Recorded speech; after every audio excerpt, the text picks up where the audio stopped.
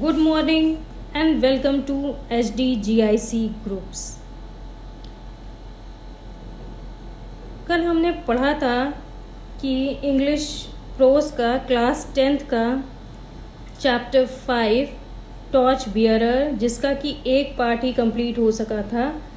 आज हम उसके सेकंड पार्ट को कंटिन्यू करते हैं। फर्स्ट इसमें पॉइंट है, A story is told of Guru Nanak that in the course of his travels, he came to a village। Guru Nanak ji जो हैं उनके विषय में एक स्टोरी यानी कि कहानी कही जाती है कि एक बार वो अपनी यात्रा कर रहे थे, तो यात्रा करते करते वो कहाँ आए? ही केम अ विलेज, एक गांव में आए। Besides him, his disciple मर्दना also came to the village। इसके अतिरिक्त, beside यानी कि इसके उनके अतिरिक्त उनका एक जो डिसिपल यानी कि शिष्य मर्दाना था वो भी गांव में आ गया। They wanted to stay there for night। और वो उस गांव में उस रात ठहरना, स्टे यानी कि ठहरना चाहते थे। But the villagers were rude and inhospitable। लेकिन जो विलेजर्स यानी कि गांव वाले थे वो बहुत ही ज़्यादा रूड थे, असभ्य थे, और इनहॉस्पिटेबल मतलब अशिष्ट थे, जो उनके अंदर शिष्टाचार नहीं होता था। And would not let them stay anywhere in the village. और उन्होंने गांव में कहीं भी कोई भी स्थान ठहरने के लिए नहीं दिया।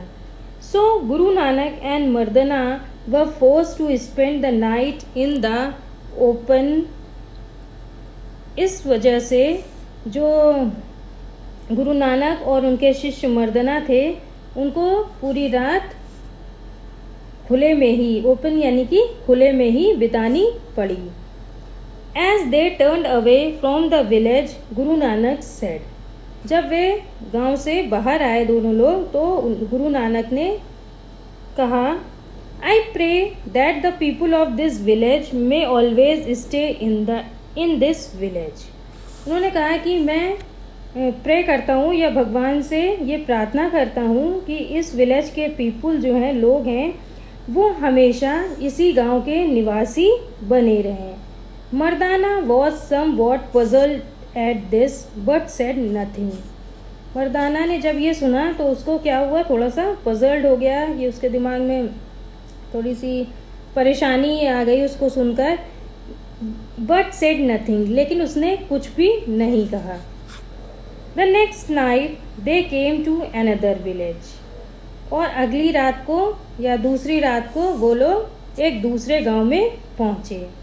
Where they met with a very different reception। और वहाँ पर उनका बहुत ही अलग तरह से रिसेप्शन यानी कि स्वागत हुआ। The villagers welcomed them। जितने भी गांववासी थे उन्होंने सबने उनका बहुत अच्छे से स्वागत किया। Treated him kindly, बहुत ही treated यानी कि बहुत ही अच्छे से उनको रात में ठहराया।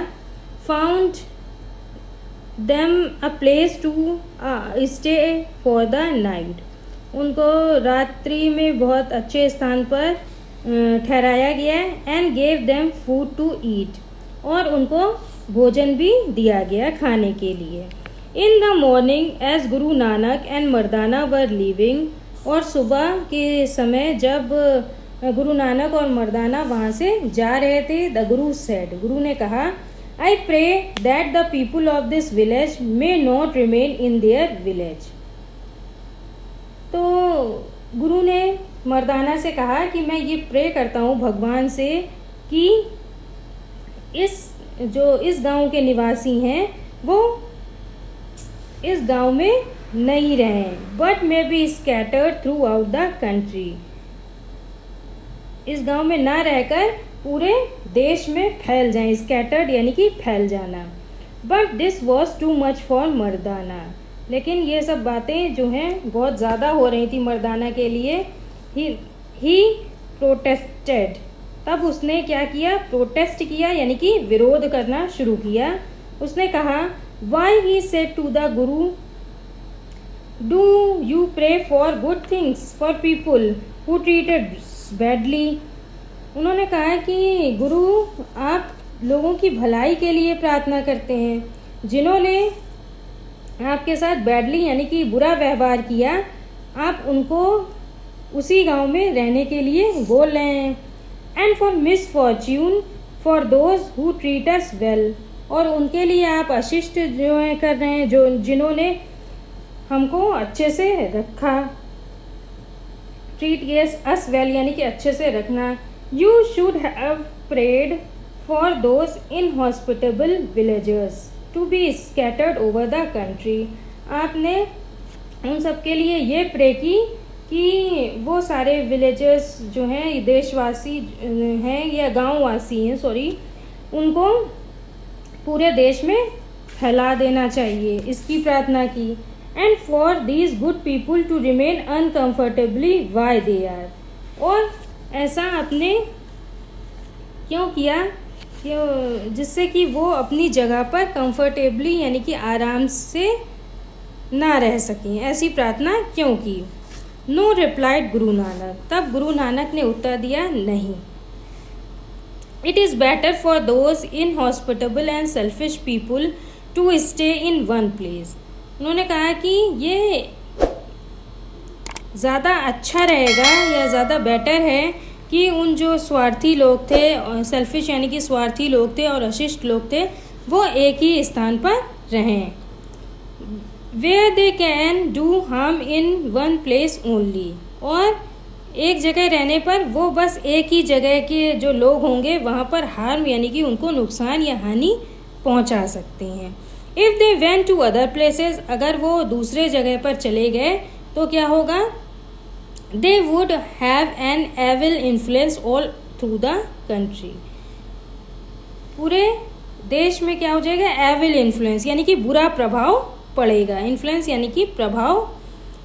Now these good peoples with whom we put up last night, अब वे ये जो अच्छे व्यक्ति हैं जिनके साथ हम कल रात भर स्टे यानी कि रुके थे, are too good to be left in one place, जिनके साथ हम कल रात में ठहरे थे वो लोग एक स्थान पर नहीं, उनको मतलब लेफ्ट यानी कि छोड़ना, उनको एक स्थान पर छोड़ना अच्छा नहीं होगा। They have something which is needed everywhere, उनके अंदर ऐसे कुछ गुण हैं जिनकी ज़रूरत हर जगह है। एवरीवेयर यानी कि हर जगह होती है। Their influence and their character will be of benefit to others, influence यानी कि उनका प्रभाव और उनका कैरेक्टर यानी कि उनका चरित्र हर जगह क्या होता है, उसका बेनिफिट मिलता है, उसका लाभ मिलता है कहीं भी वो जाएं। Has they ought to be scattered, इसलिए उनको क्या करना चाहिए, उनको पूरे देश में फैल जाना चाहिए। So that they can take their light to other places, जिससे कि वो अपना प्रकाश पूरे हर स्थानों में फैला सकें। अब इसमें सेकेंड पॉइंट है, now we have to see to it that we grow into such citizen that people will want the light of our character and our influence everywhere. अब हमको ये देखना है कि हम ऐसे नागरिक बन सकें जिससे कि हम पूरे इन्फ्लुएंस यानी कि अपने प्रभाव से और अपने कैरेक्टर से, दोनों के प्रकाश से हर जगह अपना प्रभाव डाल सकें। We do not wish to have the sort of character, हम इस प्रकार का चरित्र नहीं चाहते हैं that will make people want us to stay in one place, जिससे कि लोग ये सोचें या ये चाहें कि ये लोग एक ही जगह पर रहें। And not to mix with others, और हमको क्या है, दूसरों से ना मिल सकें। If we are to be good citizens, यदि हम हमें अच्छे नागरिक बनना है, who will be able to serve their country, जो कि इस देश की सेवा कर सकें, we must be carrying light with us, हमको हमेशा अपने साथ प्रकाश ले जाना चाहिए वेयर एवर वी गो, जहाँ भी हम जाते हैं, एंड नॉट डार्कनेस, और कहीं भी अंधकार नहीं ले जाना चाहिए। No our influence on others must be for good and not for bad, जो हमारा प्रभाव है, इन्फ्लुएंस है, वो दूसरों पर हमेशा अच्छा ही होना चाहिए, कभी भी बैड यानी कि बुरा नहीं होना चाहिए। Our lives must be such that wherever we go and wherever we live, हमारे जो जीवन है वो ऐसा होना चाहिए कि हम जहाँ पे जाएं, गो मतलब जाएं, या वेयर एवर वी लिव, और जहाँ भी हम रहें, other people will feel better for us, जो दूसरे लोग हैं वो हमेशा हमारे साथ अच्छा महसूस करें। A good citizen is a centre of light, हमेशा जो एक अच्छा नागरिक होता है वो प्रकाश का क्या होता है, केंद्र उसको बनना चाहिए। वेयर एवर ही लिव्स, जहाँ भी वो रहे, and what ever he is doing, और जो भी वो कार्य कर रहा होता है। The greater the number of good citizens in a country, जितने ही ज़्यादा, ग्रेटर यानी कि ज़्यादा, नंबर यानी कि लोग जो होंगे, गिनती ज़्यादा होगी अच्छे नागरिकों की एक देश में, the more enlightened with the country be as a whole, उतना ही अच्छा क्या होगा, देश का गौरव होगा या देश में प्रकाश होगा। ऑल ऑफ अस आर और will be citizens of our country, हम सब अपने देश के नागरिक हैं या फिर विल बी नागरिक बन सकते हैं या हो जाएंगे फ्यूचर में। But we have to make up our minds whether we are going to be a good citizens or bad ones, लेकिन हमको ये निश्चित कर लेना चाहिए अपने दिमाग में, अपने मस्तिष्क में, कि हमको अच्छे सिटीजन बनना है, यानी कि अच्छा नागरिक बनना है या बुरा नागरिक। We have to decide whether we shall live such lives that our country will be better for our lives and work or the worse, हमें ये निश्चय करना चाहिए कि हम ऐसा जीवन व्यतीत करें जिससे कि अवर कंट्री यानी कि हमारा देश और अवर लाइफ्स यानी कि हमारा जीवन और कार्य क्या हों, अच्छे हों, और या फिर वर्ष यानी कि बहुत ज़्यादा बुरे हों, ये सब हम ही डिसाइड करेंगे। We have to try to imagine what our country would be like, हम क्या करना चाहिए, हमको इस बात पर इमेजिन यानी कि विचार करना चाहिए कि जो हमारा देश है वुड बी लाइक, उसको पसंद किया जाएगा। If everyone lived and acted in just the same as we do, अगर हम या यदि प्रत्येक व्यक्ति, एवरी वन यानी कि प्रत्येक व्यक्ति उसी प्रकार से रहे जिस तरह से, एक्टेड यानी कि उसी तरह से काम करे जिस तरह से हम लोग करते हैं, इन द सेम वे यानी कि हमारे जैसा करे। अब इसमें थर्ड पॉइंट है, a chain is as strong as its weakest link, एक चेन यानी कि जंजीर उतनी ही क्या होती है, स्ट्रॉन्ग, मजबूत होती है जितनी की मजबूत उसकी लिंक यानी कि कड़ी होती है, कड़ी से ही तो चेन बनेगी। Each one of us is a link in the chain that is our country, और हम में से जो प्रत्येक व्यक्ति हैं वो इस पूरे देश की क्या है, एक कड़ी है, जंजीर की एक कड़ी है। If we are weak and poor citizens, यदि हम वीक यानी कि कमज़ोर एंड पुअर यानी कि गरीब नागरिक होंगे, then our country will suffer, तब हमारा देश को क्या करना पड़ेगा, सफ़र यानी कि कष्ट उठाना पड़ेगा या कष्ट सहना पड़ेगा। Even though we may try to comfort our selves, इसके लिए चाहे हम इस गलत विचार से अपने आप को समझाने का प्रयत्न क्यों ही ना कर लें।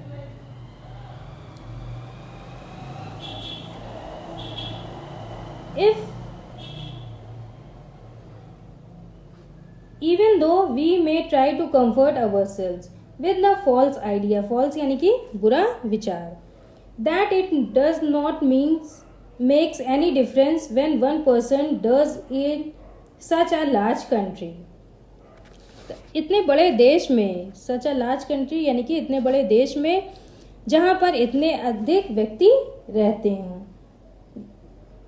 Where so many people live, यहाँ जहाँ पर बहुत ज़्यादा लोग रहते हों. But if one candles goes out, लेकिन अगर एक व्यक्ति क्या करेगा, एक कैंडल यानी कि मोमबत्ती जलेगी या जाएगी, then in that one place there is darkness instead of light, तब उस जगह पर क्या होगा, पूरा ही पूरा प्रकाश फैल जाएगा अंधकार के बजाय.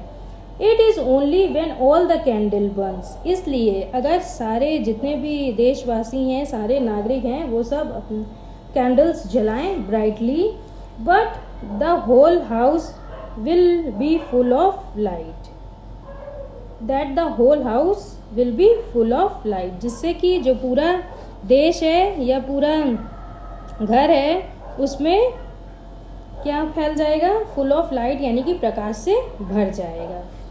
Each of us therefore has the responsibility of being a good citizen, इसी वजह से हर नागरिक को, ईच यानी कि प्रत्येक नागरिक की ये रिस्पॉन्सिबिलिटी यानी कि जिम्मेदारी होती है कि वो एक अच्छा नागरिक बने. We must see that our particular link in the chain is not a weak one, और हमको हमेशा इस बात का ध्यान देना चाहिए कि जो हमारी जंजीर की कड़ी है उसमें से कोई कमज़ोर कड़ी तो, वीक यानी कि कोई कमज़ोर कड़ी तो नहीं है. When the Olympic games were held in London इन 1948, जब 1948 में लंदन में क्या हुए थे, ओलंपिक खेल हुए थे, तब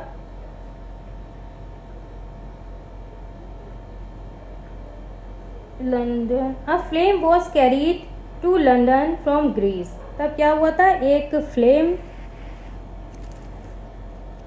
यानी कि ज्योति, एक ज्योति जो थी वो कहाँ से लेके कहाँ तक गए थे, लंदन से लेके ग्रीस यानी कि यूनान तक ले गए थे.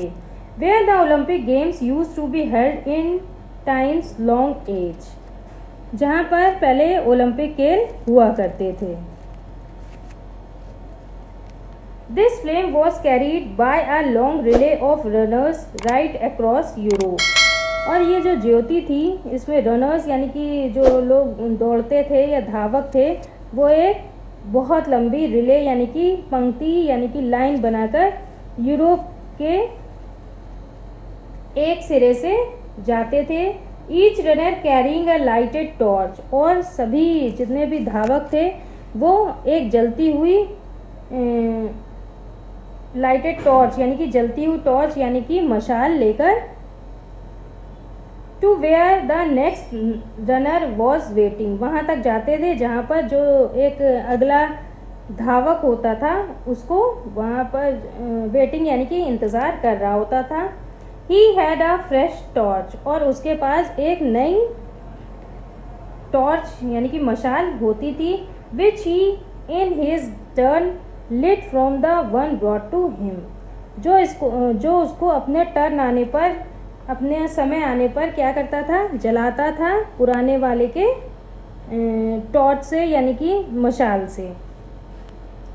And so from runner to runner the flame was carried till it reach London, और तभी वो मशाल जो एक दूसरे से, एक धावक से दूसरे धावक के पास जाती रहती थी जब तक कि वो कहाँ ना पहुँच जाए, लंदन में जहाँ पर ओलंपिक गेम्स होते थे.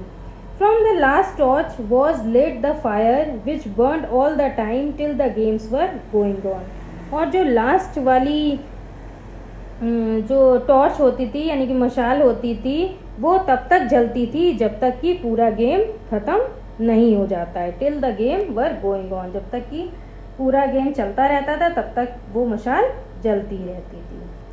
अब इसके फोर्थ पॉइंट है और ये लास्ट पॉइंट है इसका. ऑल दो nothing was said about it, यद्यपि इसके विषय में कुछ भी नहीं कहा गया है. And no names were mentioned, और किसी का नाम भी नहीं लिया गया है. At one place there was an accident, किंतु एक स्थान पर क्या हो जाती है, दुर्घटना हो गई थी. One runner when handing over his torch to a fresh runner let it go out. जब एक धावक ने अपनी मशाल को दूसरे धावक को दे रहा था तो वो मशाल क्या हो गई थी, उसको बुझाना भूल गया।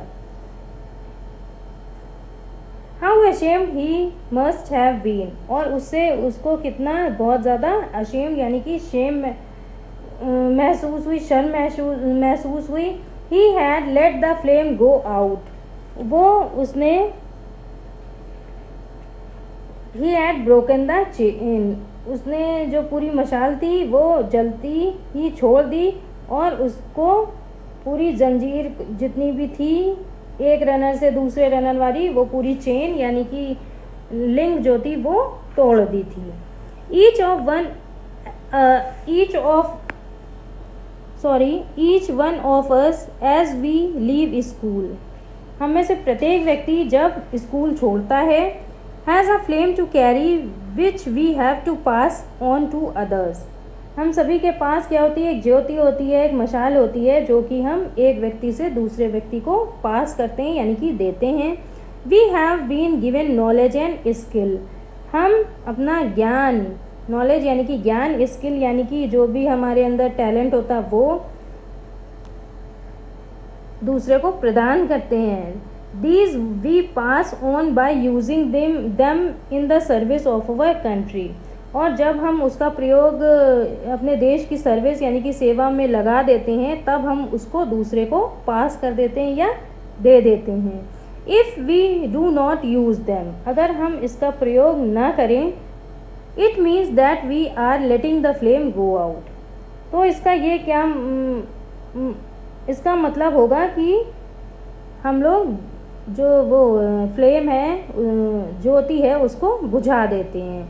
And none of us wants to do that, और कोई भी व्यक्ति हम में से ये नहीं करना चाहता।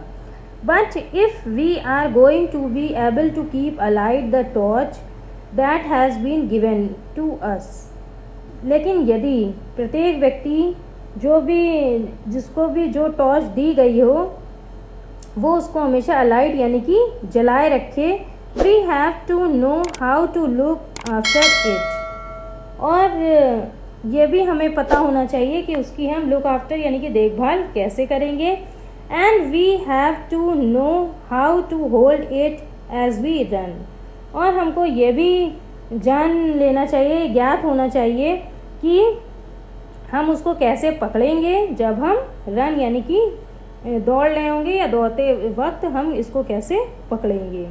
इन other words we have to train ourselves for citizenship and for service of our country.